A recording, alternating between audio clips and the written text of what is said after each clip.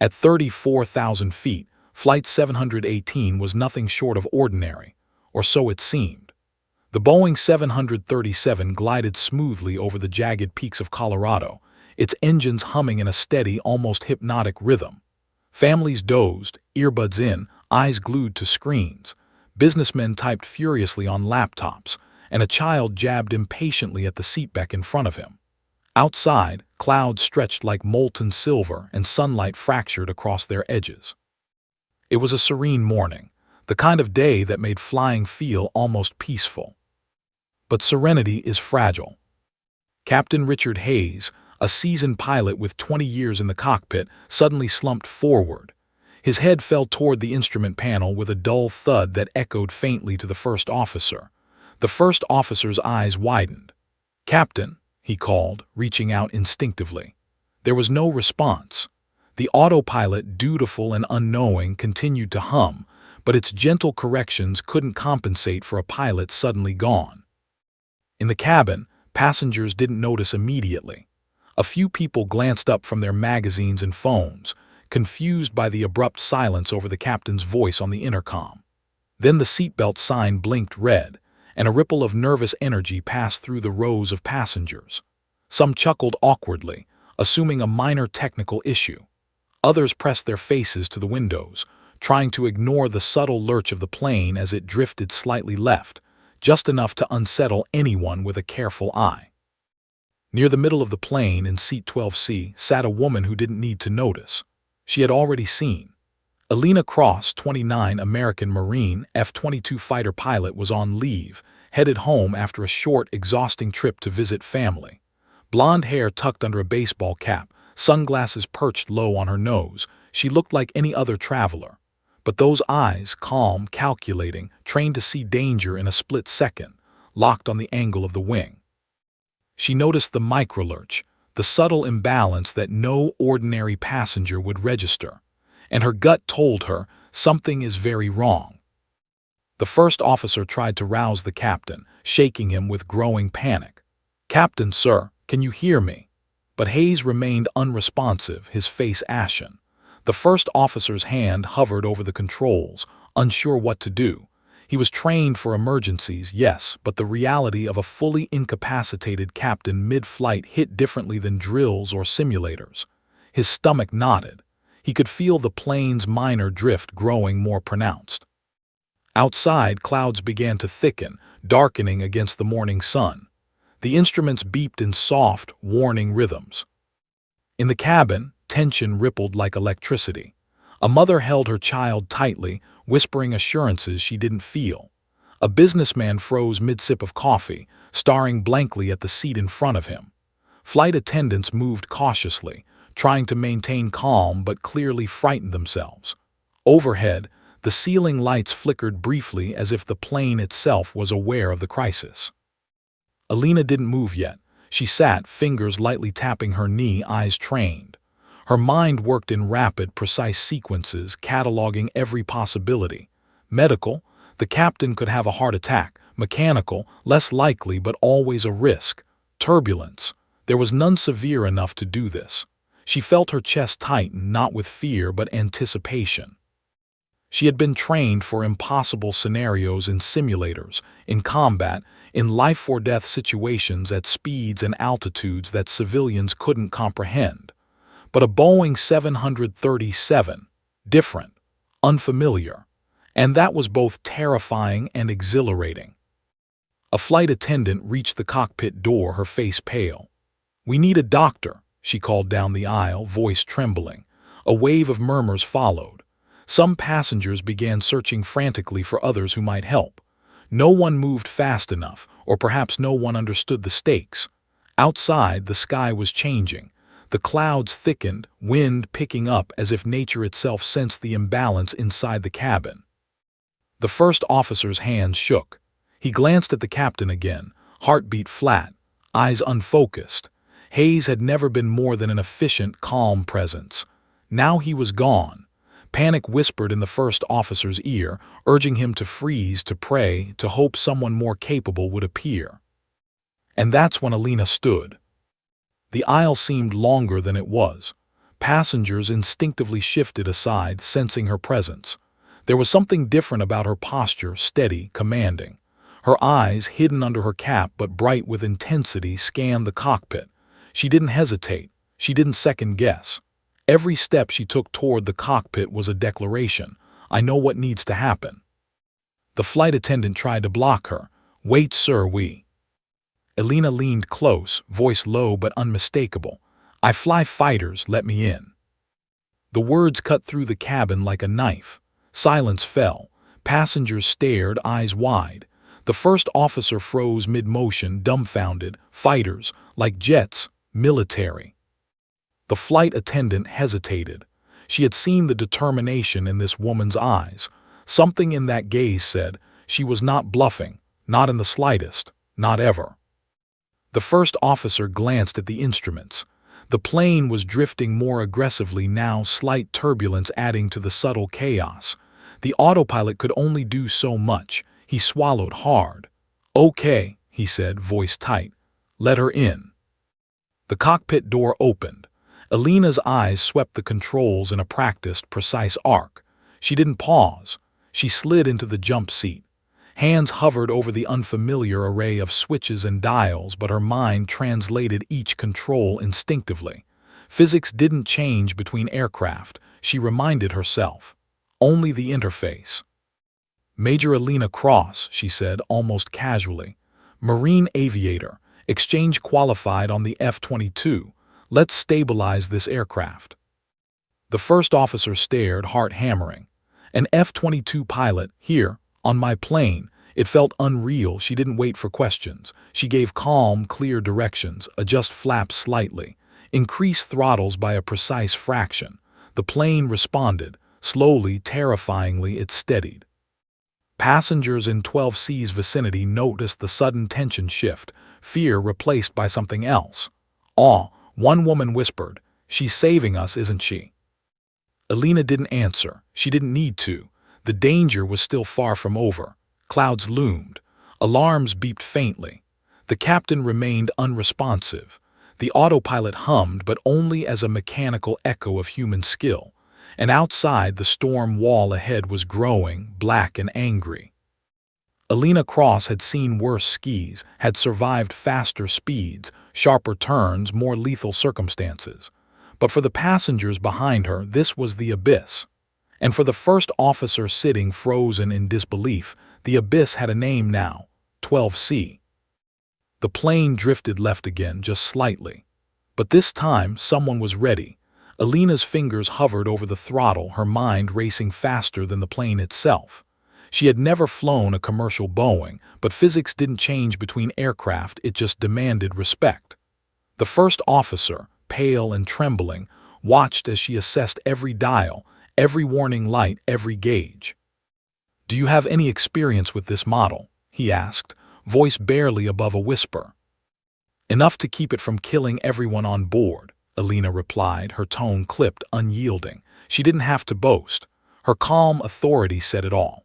She had faced life-or-death scenarios in supersonic jets, ejected over deserts, trained in high-G turns that could make blood boil in the veins. Civilian or not, the rules of air movement were the same. The human element was not. Passengers began noticing the commotion. A mother clutched her child. The boy's eyes were wide with fear. The businessman to her right tightened his jaw, hands gripping the armrest until knuckles turned white. Flight attendants exchanged nervous glances, murmuring reassurances that sounded hollow even to themselves. The plane shuddered slightly, a mechanical tremor from turbulence, or perhaps a subtle shift in aerodynamics, but to those on board it felt like impending doom. The first officer's hands shook as he tried to follow her lead. I've got the controls," he stammered. "You follow me, don't guess," Elena snapped, her voice calm but cutting. "We'll stabilize, then assess." She leaned forward, eyes scanning the altitude, airspeed, and artificial horizon. The autopilot had kept them level for now, but it would not last under the captain's absence. Elena's mind ran the calculations almost instinctively. Angle of attack, thrust ratio, weight distribution. Her military training kicked in. translating years of fighter jet reflexes into commercial aircraft survival mode. A warning light flared amber on the console. Fuel imbalance, engine performance fluctuation, nothing catastrophic, yet, but the first officer froze. What is that? Alina's jaw tightened.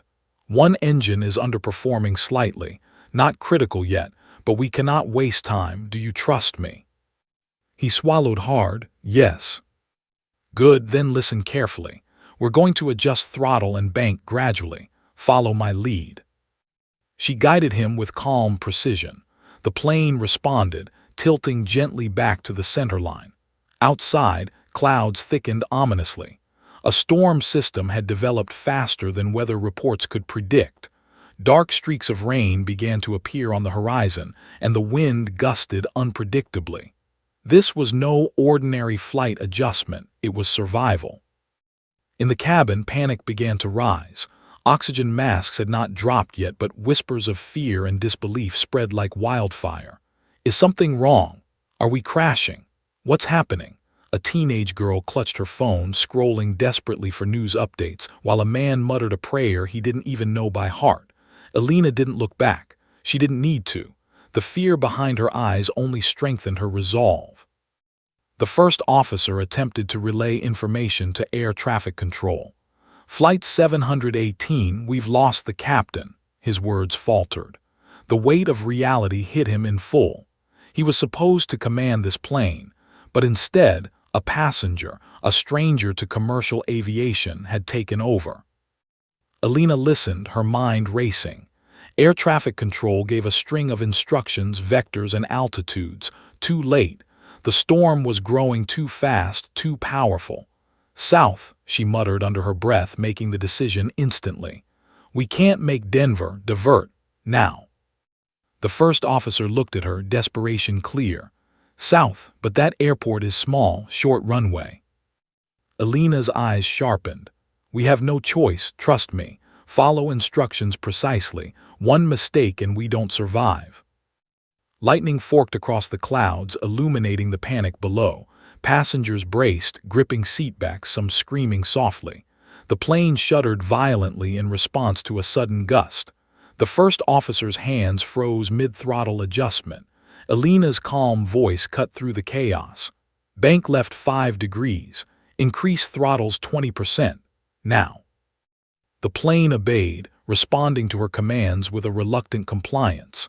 Outside, mountains loomed, gray and jagged, like teeth reaching for the sky.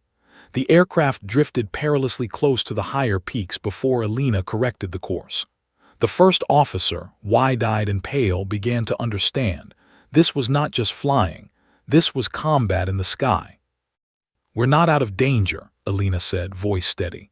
We have turbulence ahead, wind shear, and a runway that's barely long enough.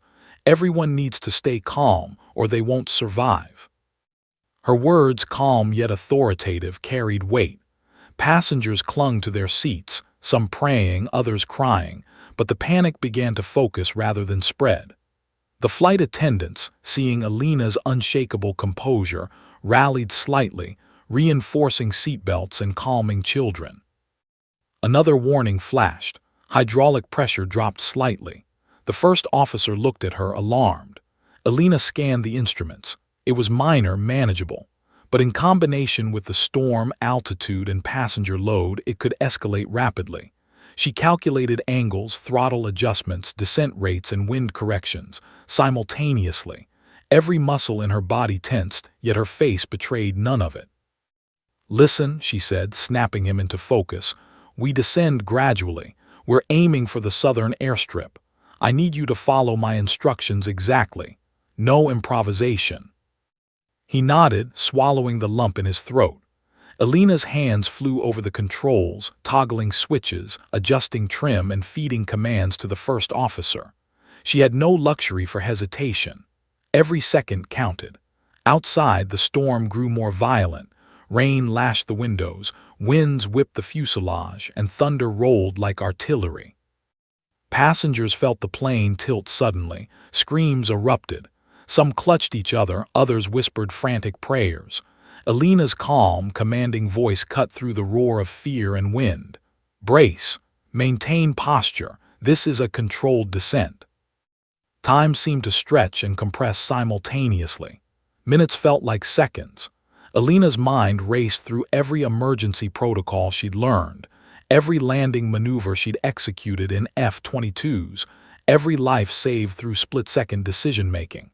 The commercial plane was slower, heavier, less responsive, but the stakes were no different. Then came a deeper rumble, the unmistakable sound of turbulence striking hard. The plane bucked violently, and oxygen masks began to twitch above passengers' heads. A mother screamed, clutching her child. Alina's voice was steel. "Hold, do not move. Trust the plane, trust me." The first officer, hands sweating, adjusted flaps and throttle under her guidance. The plane leveled slightly. Lightning illuminated her calm expression. For a fleeting moment, all she saw was clarity amidst chaos. The cockpit was a battlefield, and she was in command. Passengers began to notice the subtle shift. The plane was no longer out of control. The fear was still there, but awe began to mix with it. "Is she?" one whispered. "Yes," another muttered. "She's saving us." But Alina didn't slow. She knew the storm was only the first challenge. Fuel consumption, engine strain, and the short airstrip ahead loomed like a knife. Every action had to be precise. Every second mattered. One wrong input, and all 189 passengers could die. She glanced at the first officer, and their eyes met. Fear mirrored back at her, but she steadied it with sheer presence. "You follow my lead. Do not think, just react. We are not done yet." Outside, the storm raged, dark clouds swirling like angry titans. Lightning forked dangerously close, illuminating the plane's fragile wings against the infinite void. The hum of the engines, the shrill beeping of warnings, and the panic of the cabin merged into a symphony of chaos. And at the center of it all sat Major Alina Cross, Marine fighter pilot, calm as a statue, ready to guide this doomed aircraft through the storm or die trying. The cockpit smelled faintly of recycled air and adrenaline. Instruments beeped, panels glowed ominously, and outside the storm churned like a living creature. Alina Cross's eyes flicked from gauge to gauge, reading the subtle nuances of an aircraft she didn't know as well as her F-22, but understood instinctively. The first officer swallowed hard, hands gripping the controls, knuckles white.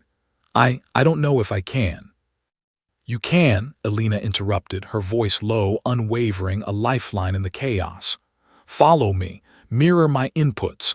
Do not hesitate. We are in this together."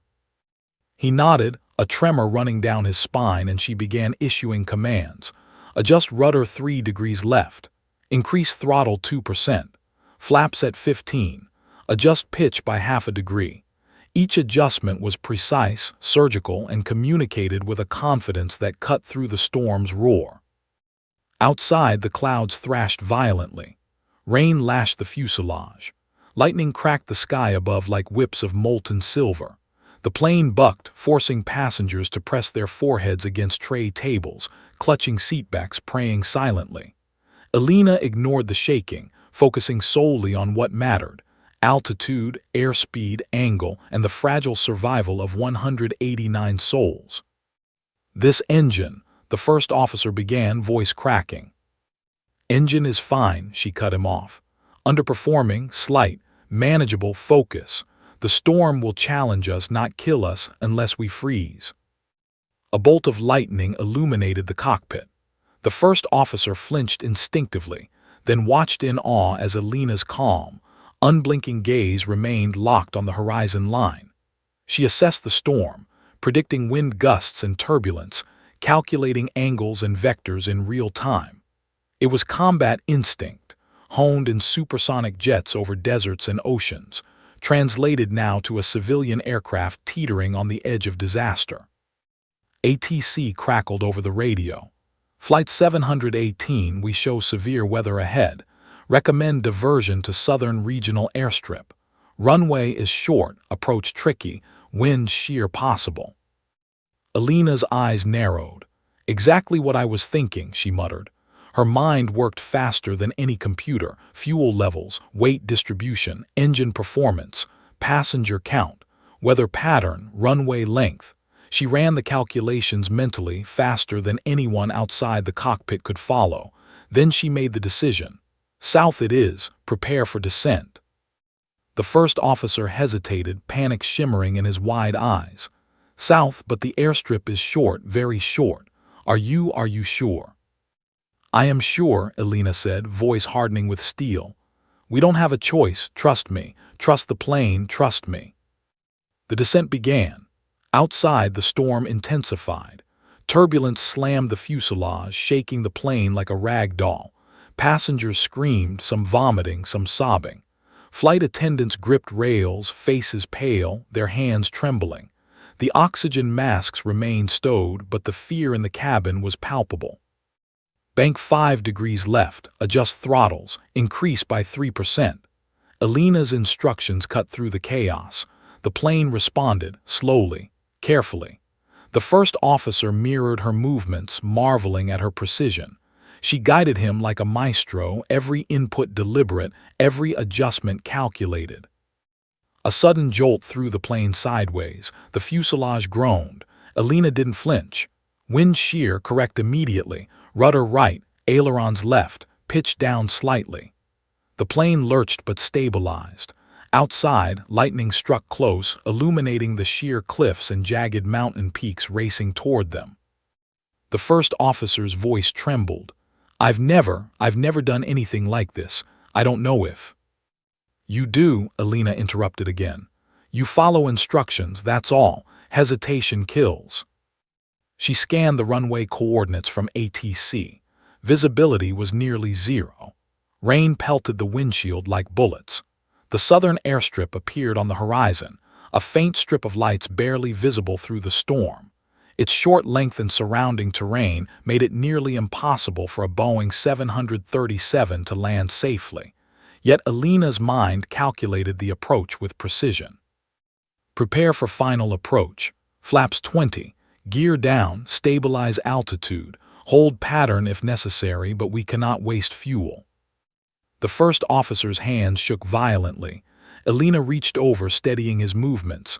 Her touch was firm but calm. You're okay. I've got you. Focus. The plane began its descent toward the mountain valley strip. Turbulence slammed again. A gust threatened to push them off course. Elena countered instantly, adjusting pitch and throttle with a finesse that seemed impossible on a civilian aircraft. Passengers screamed as the plane bucked violently, yet Elena's voice remained calm, a lifeline amidst the panic. Cabin lights flickered as the storm intensified. Rain pounded the fuselage, visibility dropped to almost nothing, and the sound of wind through the engines roared like a freight train. Flight attendants secured passengers as best they could, but some were already crying, faces pressed into seats. Stay seated, masks on if needed, trust the plane, trust me. Elena's voice reverberated through the cabin. The first officer glanced at her, disbelief etched across his face. He had never imagined a passenger, a stranger, no less, could take command with such authority. And yet, there she was, guiding a massive commercial jet through a tempest with the skill of a seasoned fighter pilot. Wind gust 20 knots right side. Correcting. Adjust flaps, slight bank left. Keep throttle steady. Do not overcompensate. The plane responded. Slowly, terrifyingly, it stabilized. The runway lights grew clearer. The strip was shorter than any pilot wanted to see. Trees lined either side. A cliff loomed at the far end. Any miscalculation would be catastrophic. Gear down, confirmed. Flaps 20, speed at optimal landing. Steady. Elena's voice was a mantra. She guided the plane inch by inch. The first officer followed her instructions religiously, his fear tempered by awe. The cabin felt every motion. A sudden jolt from wind shear sent passengers screaming again. A child whimpered.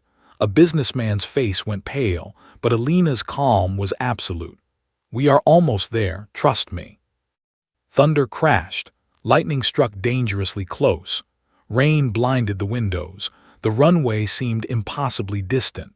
Alina's heart raced, but not with fear, with purpose. She had faced impossible odds before, and she would not fail here, not on her watch. The plane descended further. The first officer mirrored every move, his trembling hands finally finding confidence under her guidance. She had turned chaos into controlled motion, panic into focus. And then, just as the plane leveled over the runway threshold, an engine warning flared red. The fuselage groaned, passengers screamed. Alina's eyes narrowed. Minor issue. Ignore alarms unless critical. Focus. We land, we survive. Outside, the storm raged. Inside, every soul on board felt the tension, the terror, and the growing awe. They were moments from either salvation or disaster, and only Alina's skill stood between them and oblivion. The runway grew closer. Trees on either side loomed.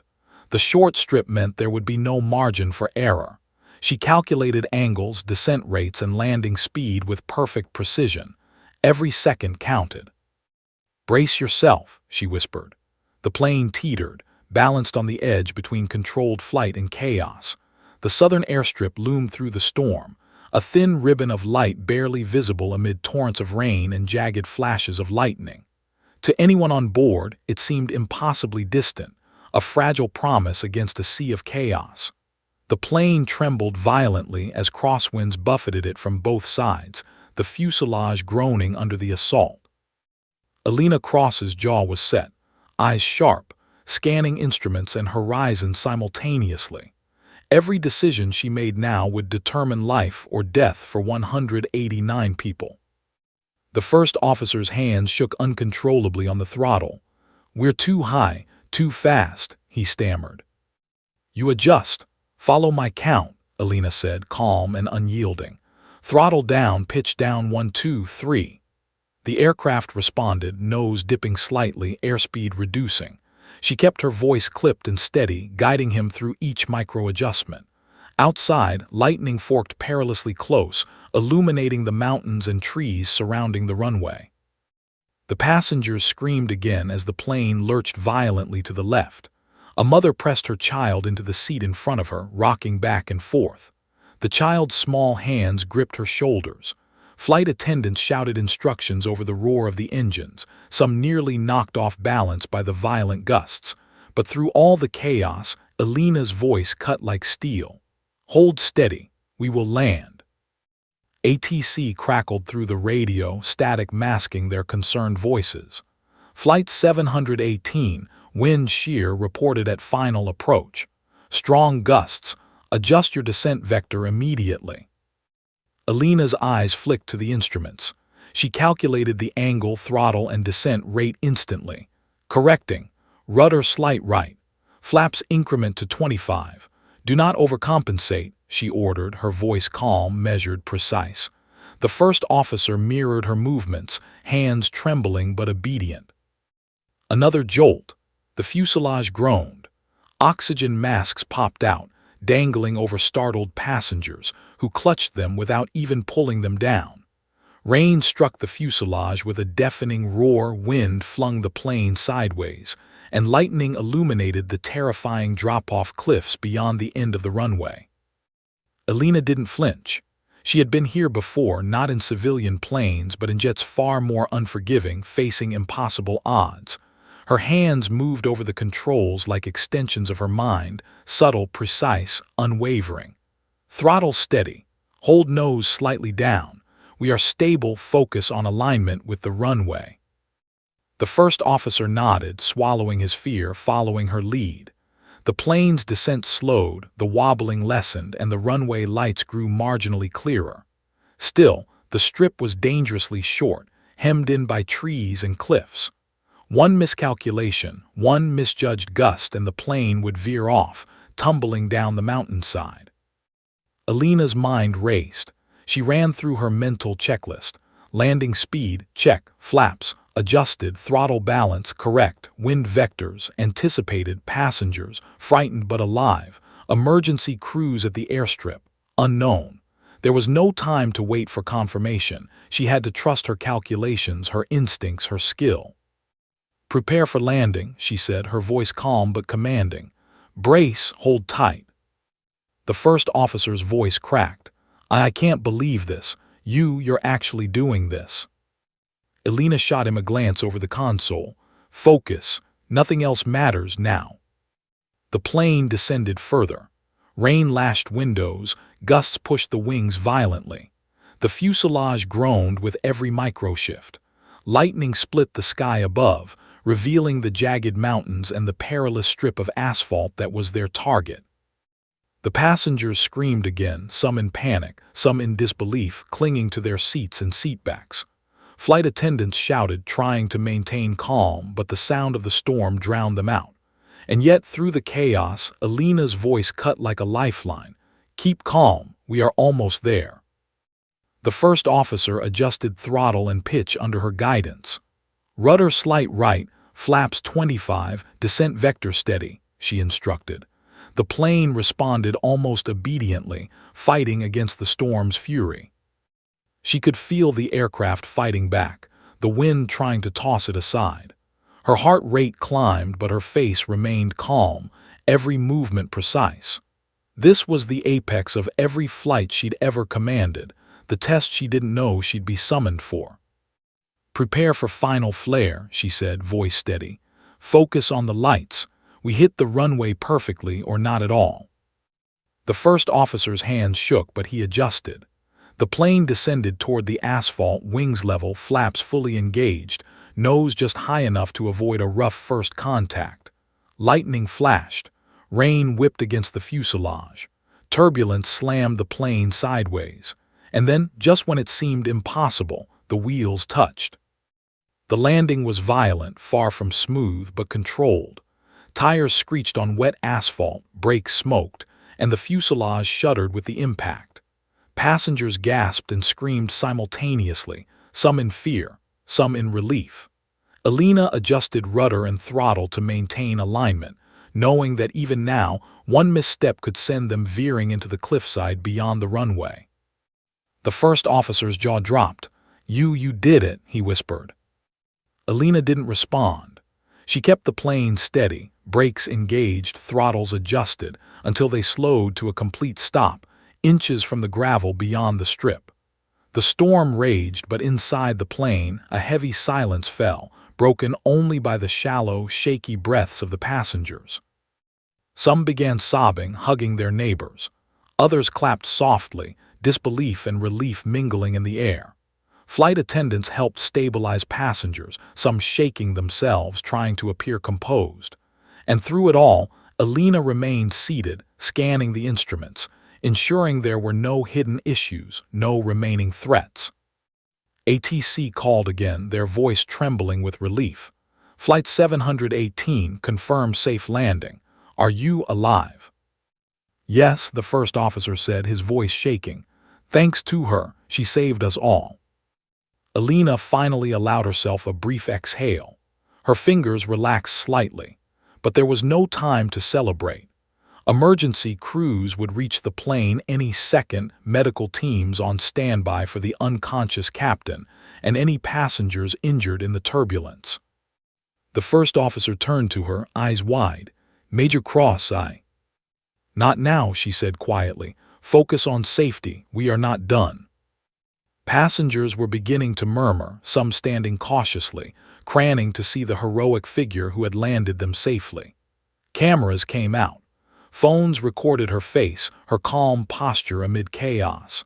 Outside, the storm continued to rage, but for one instant the impossible had been achieved.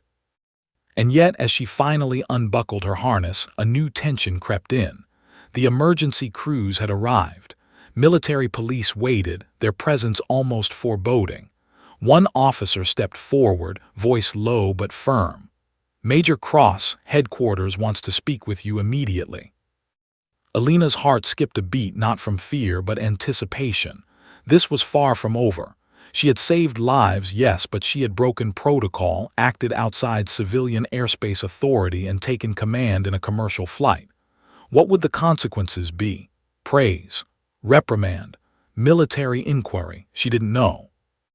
Passengers began gathering outside, some cheering, some crying, all looking for the woman who had turned terror into salvation. Phones recorded every step. Cameras captured every movement. The world was watching. Alina adjusted her cap, squared her shoulders, and stood. She walked toward the waiting officers, her mind already shifting. The immediate danger was over, but the consequences of her actions had just begun. The plane sat on the short southern airstrip, rain still hammering its fuselage, engines idling as emergency crews swarmed around.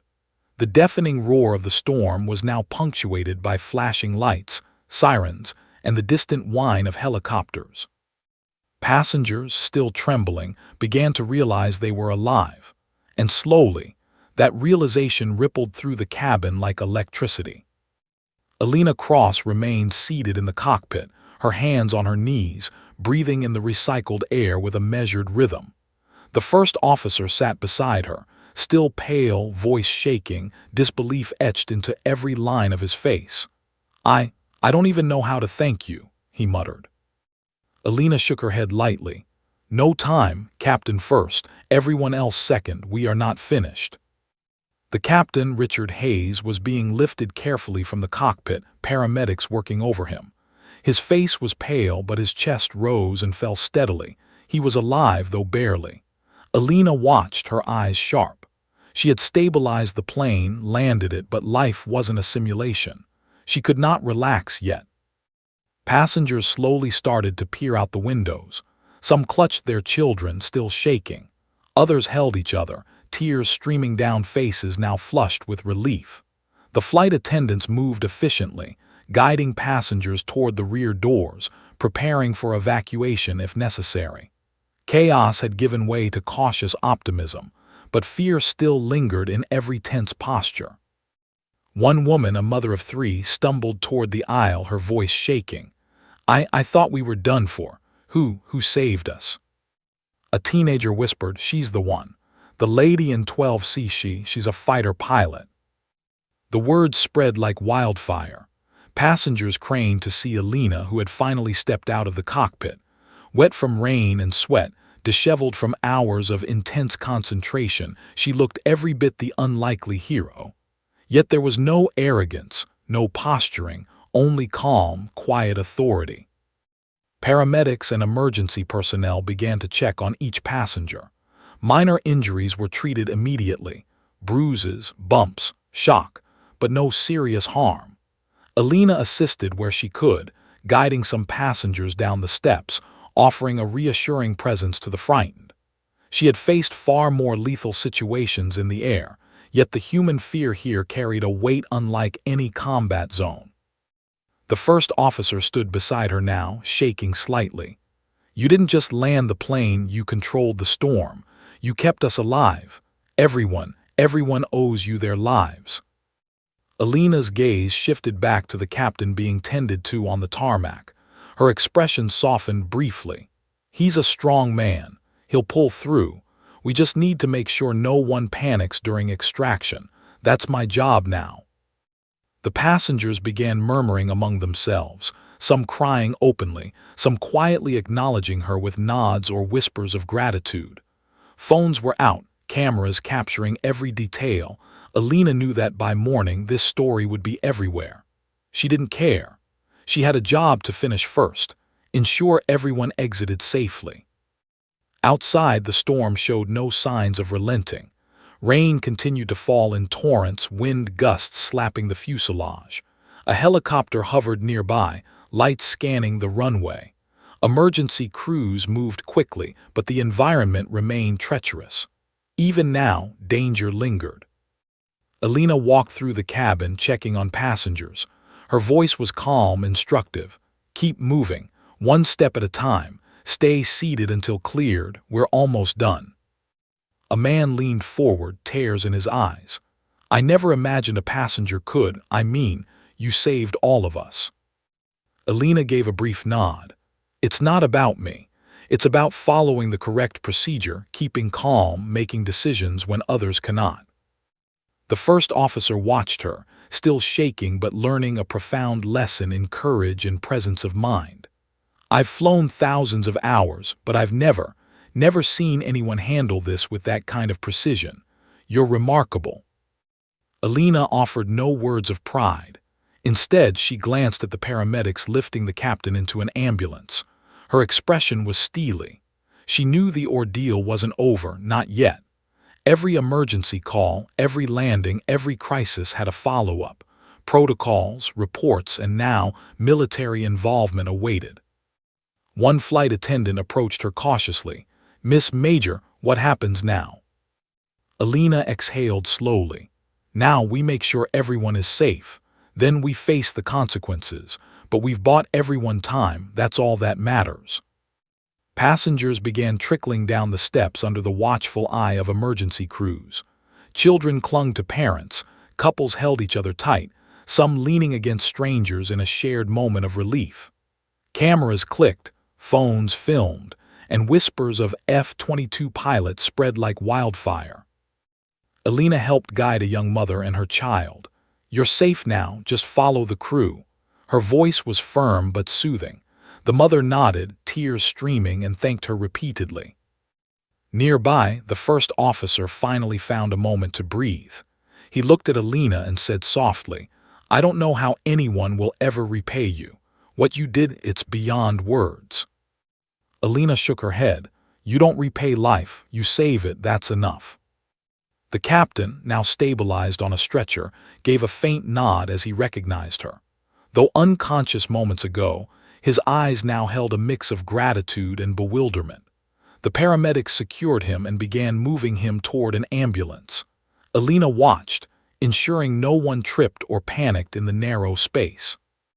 As the last passengers exited, applause erupted, some hesitant, some boisterous, but all filled with relief and awe. Cameras captured her face, soaking wet and tired but resolute. The storm continued around them, relentless, but inside, humanity had survived. And yet, even in this moment of triumph, a shadow lingered. Military police had arrived, their presence sharp and formal. Alina knew the world had just witnessed a hero, but protocol, chain of command, and accountability were unforgiving. One officer approached her directly. "Major Cross, headquarters wants to speak with you, immediately." Her pulse quickened, not with fear but anticipation. The landing was done. The passengers were safe. But her actions, though heroic, were outside the usual chain of authority. She had acted decisively, breaking protocol, and now she would face the consequences. The first officer stepped forward, his hand on her shoulder. "They're going to question you, but I don't think anyone will be angry. You saved lives. Everyone knows it." Alina nodded, allowing herself a small, private exhale. The adrenaline still coursed through her veins, but her focus remained razor-sharp. There was work yet to do, consequences yet to face, but the lives of nearly 200 people had been preserved. Passengers gathered in small groups nearby, some asking to meet her, some simply staring in awe. Cameras continued to click, recording the surreal scene. A fighter pilot, a passenger, landing a commercial plane in the middle of a Colorado storm. The first officer whispered, almost to himself, "I'll never fly without remembering this, ever." Alina gave no response, walking toward the waiting officers, her boots splashing in puddles, rain dripping off her cap and jacket. Each step was deliberate, calm, controlled. She had done what needed to be done, and now she would face the next challenge, the official consequences. Her mind flicked back briefly to the cockpit, to the storm, to the passengers, and to the captain. Every decision she had made was calculated, precise, and human lives had depended on it. She had succeeded, but she knew the story was far from over. Rain streaked down her jacket as Major Alina Cross walked briskly toward the waiting military officers. Every step on the slick tarmac echoed the weight of her actions. The passengers, emergency crews, and journalists had dispersed into a controlled chaos, but she remained the center of an invisible storm. She had landed a Boeing 737 in the middle of a violent Colorado tempest, a feat no civilian or pilot could claim lightly. And now, the storm had shifted. It was no longer outside. It was in the form of protocol, authority, and scrutiny. The lead officer, a tall man with a sharp uniform and even sharper eyes, approached her. "Major Cross," he began, voice calm but unreadable, "headquarters has requested your immediate debrief. Let's move." Alina's pulse quickened, though her expression betrayed nothing. She followed him to an awaiting vehicle, a black SUV that gleamed against the storm-darkened tarmac. Inside, silence reigned. The hum of the heater and the occasional patter of rain against the roof were the only sounds. Alina's thoughts raced. Every decision in the cockpit had been precise, calculated, and necessary. But protocol was a different battlefield. Acting outside civilian aviation rules and commandeering an aircraft, even to save lives, was technically a violation. She had done the right thing. Yet in the eyes of bureaucracy, the right thing was often measured in shades of gray. As the SUV weaved through wet roads toward the regional military base, the officer finally spoke. "Your actions, extraordinary, unquestionably heroic, but you know why this debrief exists, yes?" Alina's lips pressed into a thin line. "I do. I acted outside chain of command. I took control of a civilian aircraft. I saved lives. That is the truth." The officer nodded slowly. "Yes, but the chain of command is strict. You bypass civilian authorities and that carries consequences. They need answers, detailed answers. Your superiors are waiting." Alina exhaled sharply. She had known this moment would come. Heroism didn't shield one from accountability, it magnified it. Her mind flashed to the passengers, the captain, the first officer. They were safe. That was the undeniable fact. And yet she had a feeling this was just the beginning of another type of storm, a political, bureaucratic one. Inside the base, she was led down sterile hallways with fluorescent lights that cast harsh shadows on the walls. Each step echoed a countdown to judgment. Military personnel paused, recognizing her uniform and demeanor. Whispers followed. The pilot who landed Flight 718. Alina ignored them, maintaining a neutral mask. She didn't need recognition, not now. She needed clarity and a chance to explain without embellishment, without exaggeration. The debrief room was stark. A long table, black chairs, a small row of video monitors, and a single senior officer at the far end. He looked up as she entered, eyes sharp, expression unreadable. "Major Cross," he said, voice flat, "have a seat." She sat, posture straight, hands clasped on the table. The officer studied her for a long moment before speaking. "Let's go over the events from the beginning. Take your time. Accuracy is essential." Alina recounted the sequence meticulously. The captain's collapse, the first officer's hesitation, her assessment of the instruments, the storm, the diversion to the southern airstrip, the landing procedure. She described every adjustment, every micro-movement, every command. She described the turbulence, the wind shear, the crosswinds, the moment the tires touched the wet runway. She recounted her thought process, her calculations, her instincts honed in F-22 combat and training. The officer listened in silence, occasionally typing notes into a laptop. No interruptions, no reactions, just meticulous documentation. When she finished, there was a pause that seemed to stretch on forever. Then he spoke. "Major Cross, what you did was unprecedented. In civilian terms, you saved hundreds of lives. In military terms, you demonstrated skills beyond any expectation." Alina inclined her head slightly. "Thank you. I did what I had to do." "But," he continued, voice steady, "you bypass civilian protocols, the chain of command, air traffic authorities. Standard procedure dictates that only certified personnel take control under emergency conditions. You acted outside all of that. There is no precedent for your actions." Alina met his gaze evenly. "I assessed the situation. The captain was incapacitated. The first officer was frozen. The storm was intensifying. Hesitation would have cost lives. I acted to prevent that. The alternative was unacceptable. It wasn't a choice, it was necessary." The officer leaned back, studying her. "Necessary, yes, but you understand that this will require review. There may be consequences, administrative or otherwise. Your record is flawless, but this is extraordinary and complicated." Alina's jaw tightened slightly. "I understand. I stand by every decision I made." There was silence for several seconds. Then he tapped a folder in front of him. "Major, there is something else." She raised an eyebrow, sensing the weight of the next words. "This event has already gained media attention.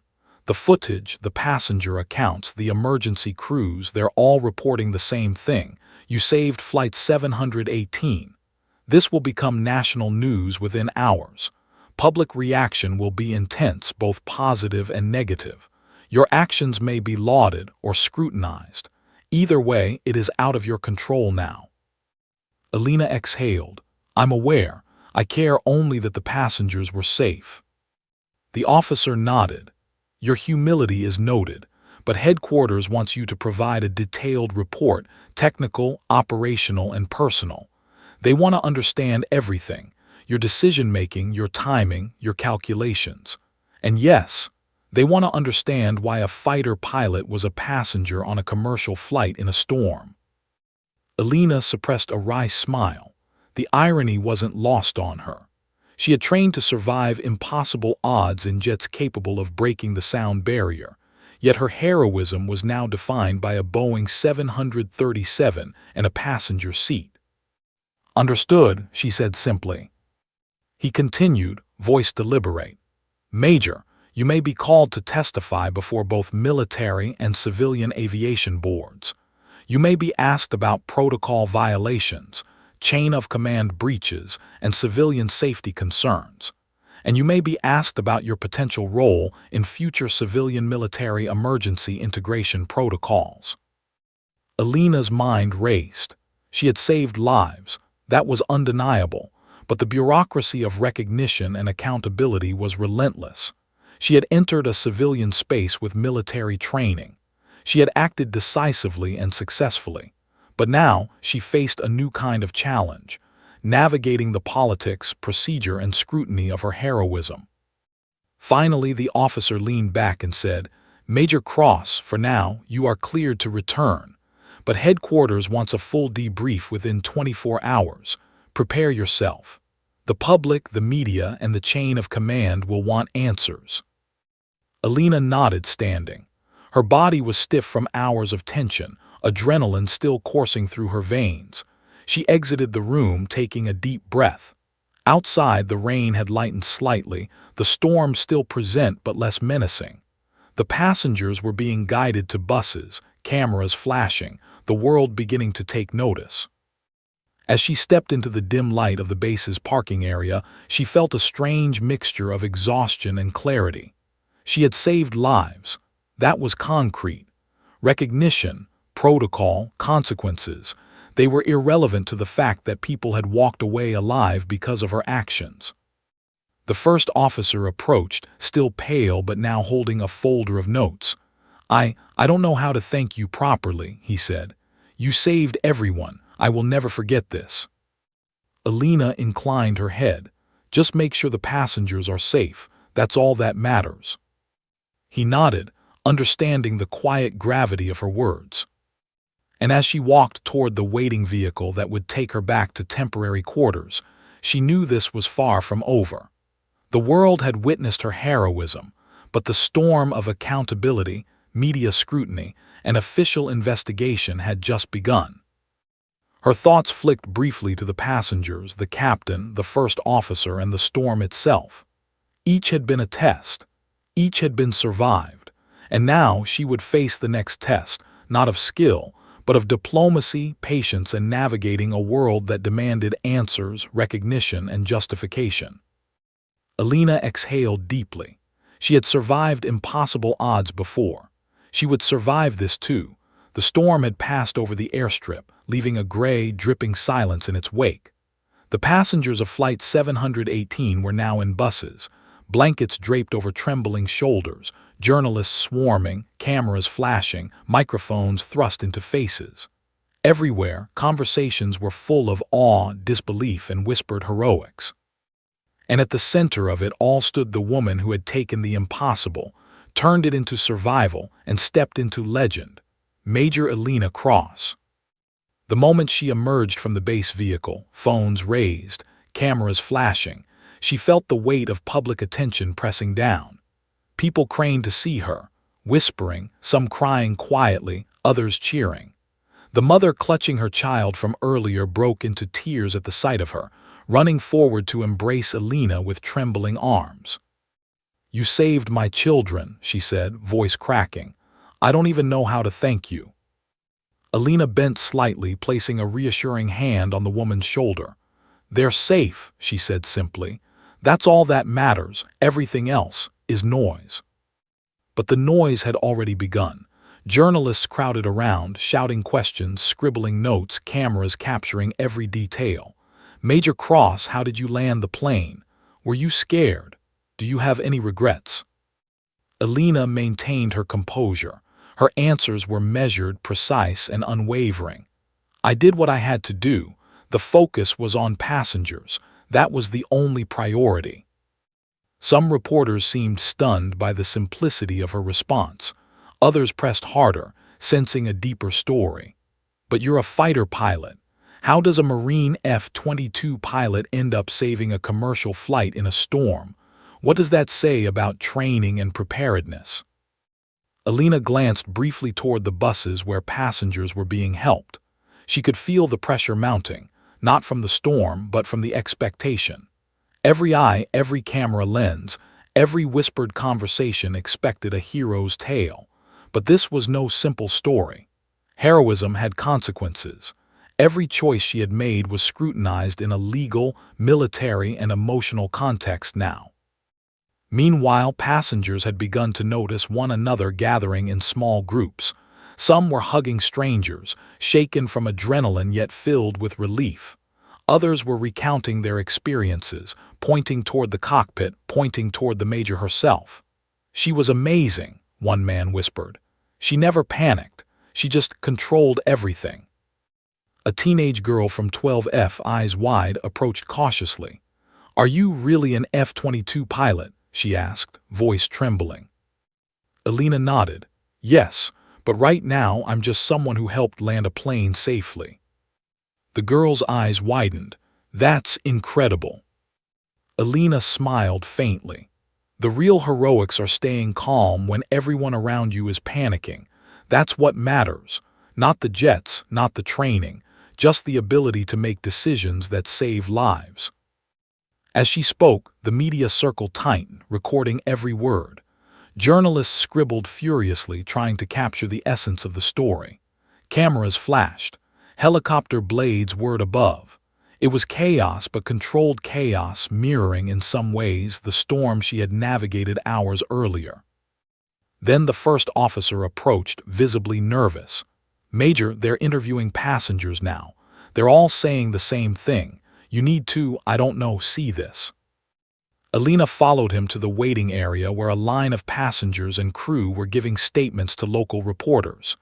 Each account highlighted her calm demeanor, precise commands, and quick thinking. Words like hero, miracle, and legend echoed through the interviews. One passenger, a businessman with a shaking hand, looked directly at her. "You don't understand," he said, voice quivering. "If it weren't for you, none of us would be here." Elena nodded, offering a small, resolute smile. "Then make sure you live fully. That's how you honor it." Meanwhile, social media had already exploded. Videos from passengers' phones circulated rapidly. Shaky footage of her stepping into the cockpit, giving commands, the storm outside, the landing itself. Hashtags began trending. Flight 718 hero, Marine saves plane, Elena Cross. Comments poured in, praising her courage, questioning protocol, and marveling at the impossible feat she had accomplished. Elena's phone buzzed relentlessly. Messages of gratitude, media inquiries, and notifications from military contacts flooded in. She ignored most, focusing instead on ensuring the passengers were assisted and the captain's condition was confirmed stable. As she moved through the crowd, a flight attendant approached her quietly. "Major, Some passengers want to meet you, take photos. Alina's expression softened. Of course, but keep it brief. Everyone's shaken. They need to process before the excitement overwhelms them. One by one, passengers approached. A child hugged her legs. A teenager tried to shake her hand but ended up simply grasping it with both small hands. Adults thanked her with tears in their eyes, words stumbling, voices breaking. Alina responded with quiet acknowledgement, no fanfare, no posturing, just gratitude for the opportunity to act. Yet beneath the surface, tension simmered. Headquarters had not released her from scrutiny. Every step she took was being noted. Every word she spoke was likely being recorded for later review. Her actions were heroic, yes, but they were also unorthodox, and the chain of command did not look kindly upon improvisation, even when lives were saved. A senior military officer arrived, signaling for her attention. His presence was authoritative, formal, and unyielding. "Major Cross," he said, "we need a full report. Written, detailed, and submitted to headquarters immediately. They want operational specifics, passenger interactions, and the reasoning behind every critical decision." Alina nodded. "Understood, it will be done." The officer's eyes lingered on her, a mix of respect and scrutiny. "You've been lauded in the press already. Be aware, public sentiment may help your case, but protocol will be reviewed independently. Be precise." She inclined her head. "I will be. My duty is clarity." As he departed, she glanced at the passengers one last time. Their faces, a mix of awe, relief, and gratitude, reminded her of why she had acted. Not recognition, not fame, not protocol, life. The precious, fragile, chaotic force she had fought to preserve. And yet, even as applause and cheers faded, a lingering question remained in her mind. How would the military, the public, and the aviation authorities reconcile the unorthodox nature of her heroism with the undeniable success of her actions? Journalists shouted more questions, flashes from cameras illuminating the rain-slicked tarmac.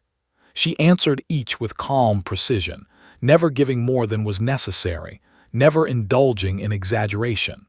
The narrative was forming in real time, and she was determined it would reflect truth, not sensationalism. But beneath it all, she felt the weight of the next storm, a storm of bureaucracy, investigation, and media scrutiny. She had saved lives. That could not be undone, but the repercussions, she knew, could be monumental. And as the sun broke faintly through the dissipating storm clouds, casting an eerie glow over the drenched airstrip, Alina understood that her greatest challenge was yet to come. Navigating the delicate balance between heroism, accountability, and public expectation. The rain had finally stopped, leaving the tarmac glistening under a gray, cautious sun. Emergency vehicles had cleared, buses transported passengers, and journalists still lingered, snapping final photos and recording closing statements. Major Alina Cross stood alone for a moment, her hands clasped behind her back, absorbing the surreal calm after the storm, both literal and figurative. She had landed a 737 in a violent Colorado tempest, saved 189 lives, and yet the story was far from over. A military liaison approached, crisp and professional, holding a folder of documents. "Major Cross, headquarters has reviewed the initial reports. They want you in the command center for a final debrief and briefing with the press. All details must be accurate. They want a public statement." Alina nodded, her expression unreadable. She knew the public acclaim was already building, social media trending with hashtags like Flight 718 Hero and Marine Saves Plane. But she also knew that fame was a double-edged sword. Scrutiny would be intense, and every decision she had made would be dissected. Inside the command center, officials and press members filled the room. Television cameras were positioned strategically, microphones placed to capture every word. Headquarters representatives sat at the table, awaiting her entrance. Her steps were deliberate, echoing slightly against the polished floor. "Major Cross, one senior officer said, gesturing to a chair. "Please sit. Let's review everything one last time before we release the statement." Alina seated herself, taking a slow breath. She recounted the sequence of events once more, this time with precise technical details for the officials, emphasizing decision points, risk assessments, and the rationale for every maneuver.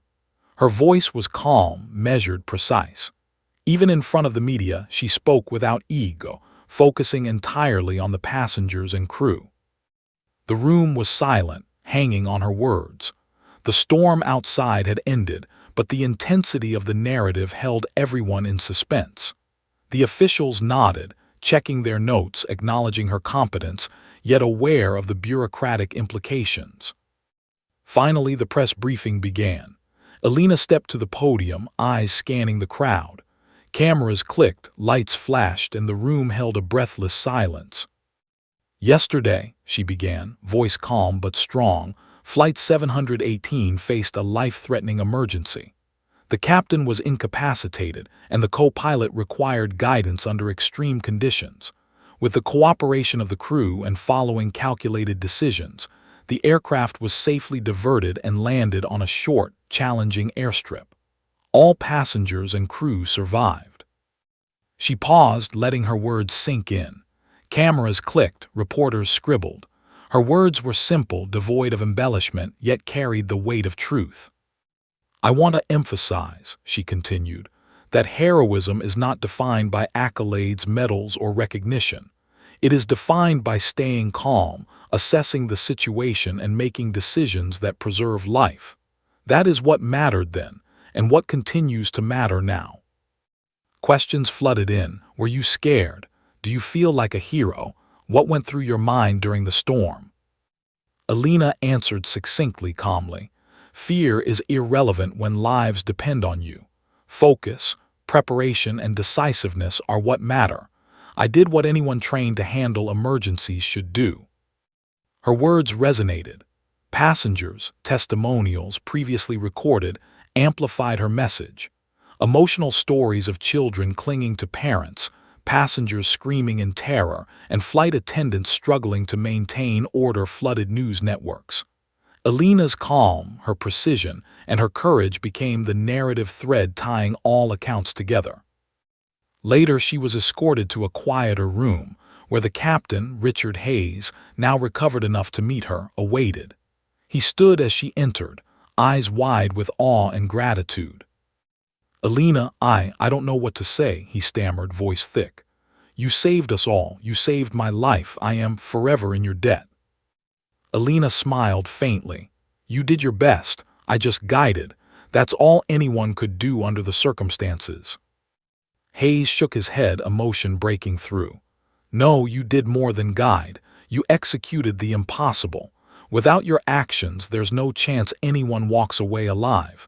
You should know that. Everyone should know that." Her eyes softened, but she maintained composure. "The only thing that matters is that everyone is safe. That's enough reward." Outside, the world was buzzing. Social media, national news, and international outlets were covering her story. Tweets, posts, and videos flooded timelines. The public hailed her as a hero. Children dressed in miniature flight suits mimicked her posture in classrooms. Veterans and military enthusiasts praised her precision. Everyday citizens marveled at the courage it took to act decisively under extreme conditions. Even the White House took notice. Within hours, official statements praised her composure, her quick thinking, and her commitment to preserving human life. Her story became a case study for emergency preparedness, aviation safety, and leadership under pressure. Yet despite the accolades and media frenzy, Alina remained grounded.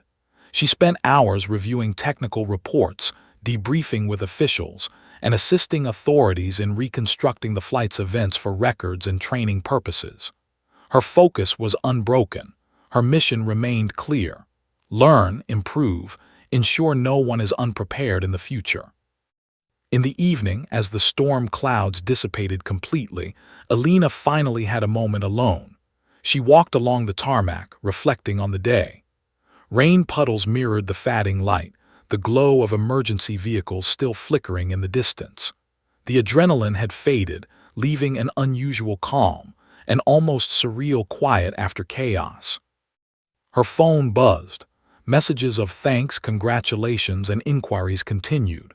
She read a few silently, passengers expressing their gratitude, news outlets seeking interviews, military contacts requesting updates. She smiled faintly but didn't respond immediately. Instead, she took a deep breath and looked toward the horizon. This day had changed everything. She had faced impossible odds, made life-or-death decisions, and emerged not only successful but recognized on a scale she had never imagined. Yet she knew heroism was not about recognition. It was about action, courage, and responsibility. The first officer who had guided her through the cockpit under her command approached quietly.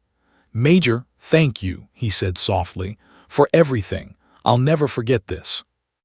Alina nodded, placing a reassuring hand on his shoulder. "Neither will I remember this. Calm and precision save lives.